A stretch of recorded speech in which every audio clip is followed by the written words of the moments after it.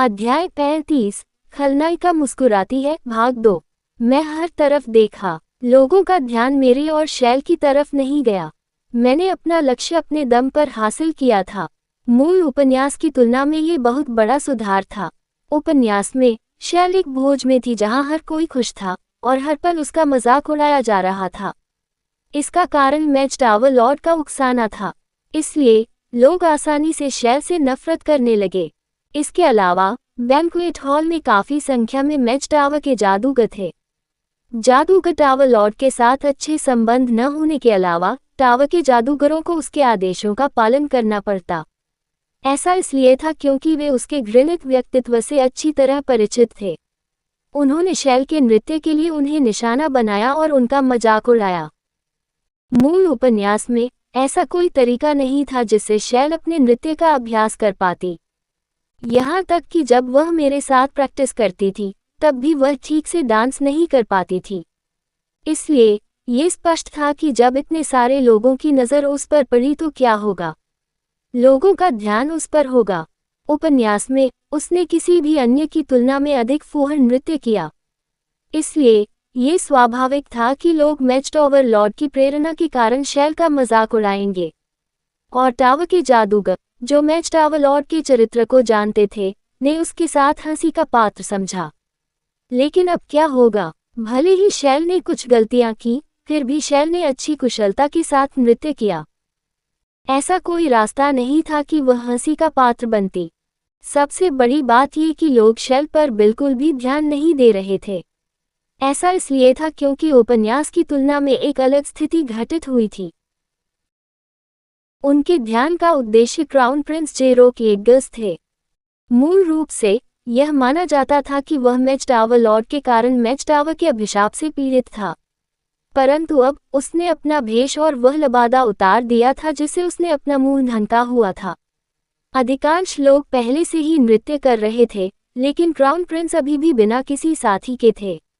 जब राजकुमार ने पहले की के घाव की जांच की तो वह क्रोधित हुआ होगा, लेकिन वह कायम रहा। क्या कारण था? कारण ये रहा होगा कि वह क्ली के साथ नृत्य करना चाहता था, क्योंकि उसने फैसला किया होगा कि जादूगर टावर भगवान को दंडित करना क्ली के साथ नृत्य करने के बाद किया जाना चाहिए। हर कोई उसे देख रहा था। दरअसल हर कोई जानना चाहता था राजकुमार नृत्य के लिए किससे पूछेगा। जब उसने क्ली की ओर देखा तो वह हताशा में झिझक गया। क्राउन प्रिंस महिला नायक क्ली के प्रति आसक्त थे। वह आमतौर पर साहपूर्वक कार्य करने की प्रवृत्ति रखता था, लेकिन ऐसी महत्वपूर्ण स्थितियों में वह बेहद डरपोक भी हो जाता था। वह जेरोक एग्गस का चरित्र था। मूल उपन्यास में क्ली मैच टावर लॉर्ड का उपयोग उसे ईर्ष्यालु बनाने के लिए करता है। बैंक्वेट हॉल में वह मैच टावर लॉर्ड के साथ जाती थी। जब वह नृत्य करना चाहती थी तो वह मैच टावर लॉर्ड के पास जाती थी, क्योंकि वह झिझकते हुए क्राउन प्रिंस को अपना भेष बदले बिना उसे देखते हुए देखती थी। दरअसल उस समय क्राउन प्रिंस मैच टावर के श्राप के कारण अपना भेष भी नहीं उतार सकते थे, जिसका खामियाजा उन्हें रात में भुगतना पड़ा होगा। बेशक क्ली, जो इससे अनजान थी, मैच टावर लॉर्ड को नृत्य करने के लिए आमंत्रित करती है।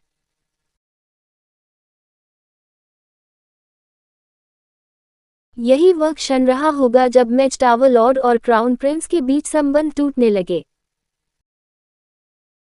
मैच टावर लॉर्ड अभी भी केंद्रीय स्तंभ के पास था। यह मैच टावर के अभिशाप की जांच करने के लिए नहीं था। किसी तरह मैं अनुमान लगा सकता था कि यह शायद झूठ की गोली के कारण हुआ था, क्योंकि मैच टावर लॉर्ड भी क्ली के साथ नृत्य करना चाहते होंगे। मैच टावर लॉर्ड, जो क्ली के करीब जाना चाहता था, उसे इसके बजाय खुद से दूरी बनानी होगी। क्ली इस बार फिर से क्राउन प्रिंस पर नजर रख रहे थे। वह शायद डरपोक राजकुमार को कार्रवाई करने के लिए ईर्ष्यालु बनाने की कोशिश करेगी। हालांकि ऐसा कोई रास्ता नहीं था जिससे क्ली मैच टावर लॉर्ड के पास जा सके जैसा कि उसने उपन्यास में किया था, क्योंकि उसे अरेन से उसके अग्रबाहु पर घाव मिला था। ऐसा कोई रास्ता नहीं था कि वह मैच टावर लॉर्ड से नृत्य करने के लिए कहे। वह क्राउन प्रिंस को खुद भी नृत्य करने के लिए आमंत्रित नहीं करेगी। वह चाहती थी कि क्राउन प्रिंस सबसे पहले उसे एक प्रस्ताव दे। वह क्ली का चरित्र था। वैसे भी इससे मुझे कोई फर्क नहीं पड़ा। ऐसा नहीं लग रहा था कि मैच टावर लॉर्ड और क्राउन प्रिंस के बीच लड़ाई अभी तक होगी। इसलिए मैंने अभी शैल पर ध्यान केंद्रित करने का फैसला किया। और ये तब हुआ जब मैं पानी पी रहे शैल को फिर से नृत्य करने के लिए आमंत्रित करने वाला था। अरे, क्या आप मेरे साथ नृत्य करना चाहेंगे? ये क्ली की आवाज़ थी। क्ली मुझसे नाचने के लिए कह रही थी। बकवास। ये पूरी तरह बकवास था। जब शैल और मैं नाच रहे थे तो क्ली ने हमें पहले ही देख लिया होगा। उसे ये भी पता होगा कि शैल और मेरी सगाई हो चुकी है। क्योंकि क्ली भी तेज तर्रार थी। सबसे बढ़कर रोमांटिक फैंटेसी उपन्यास में नृत्य का अर्थ काफी महत्वपूर्ण था। ये सिर्फ नाचने का साधारण मामला नहीं था। केवल वे ही लोग एक साथ नृत्य करेंगे जिनका एक दूसरे पर क्रश था या जो एक विशेष रिश्ते में थे। इसका मतलब ये भी था कि वे उन लोगों के साथ नृत्य नहीं करेंगे जिनके साथ उनका कोई संबंध नहीं है। इसलिए जब मैं अपनी मंगेतर शैल के साथ थी तो मुझसे डांस के लिए पूछना कुछ अकल्पनीय था। नतीजा ये हुआ कि लोगों का ध्यान क्राउन प्रिंस से हटकर मेरी तरफ हो गया। चूंकि मैं भी एक ड्यूक का बेटा था, मेरे मंगेतर शैल के साथ भी ऐसा ही था, तो ये स्वाभाविक ही था कि लोगों की निगाहें उस पर टिकीं। क्राउन प्रिंस चेहरे पर झुंझलाहट के साथ मुझे घूर रहा था। उसके चेहरे पर वह आक्रोशपूर्ण भाव, जैसे कि उसके प्रेमी को छीन लिया गया हो, एक बोनस था। मेरे पास इस अनुरोध को स्वीकार करने का कोई रास्ता नहीं था। ये तब हुआ जब मैं क्ली के निमंत्रण को साफ तौर पर अस्वीकार करने वाला था। किसी ने मेरा रास्ता रोक लिया। यह मैच टावर लॉर्ड या क्राउन प्रिंस नहीं था। मैंने वो परिचित हल्के नीले बाल देखे जो मैं अक्सर देखता हूँ।